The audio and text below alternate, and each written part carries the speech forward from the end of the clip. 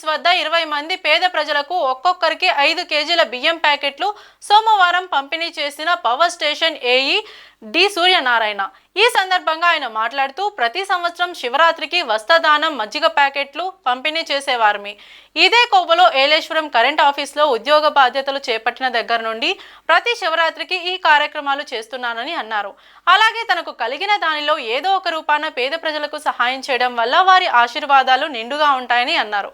కేవలం పండుగల సమయాల్లోనే కాకుండా అప్పుడప్పుడు ఇలాంటి సేవా కార్యక్రమాలు చేయడం తన చిన్ననాటి జీవితాశయమని ఏఈ సూర్యనారాయణ అన్నారు.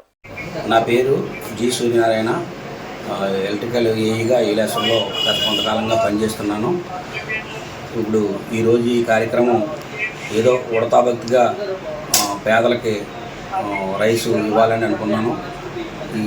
ఈ కార్యక్రమం ఎప్పటి నుంచో ప్రతి సంవత్సరం శివరాత్రి రోజు చేస్తున్నాను.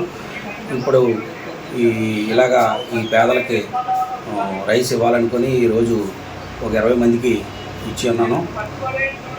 ఇది భగవంతుడు నాకు ఇంకా ఇలాంటి కార్యక్రమం చేయాలని, నాకు ఆరోగ్యాన్ని ఇవ్వాలని కోరుతున్నాను.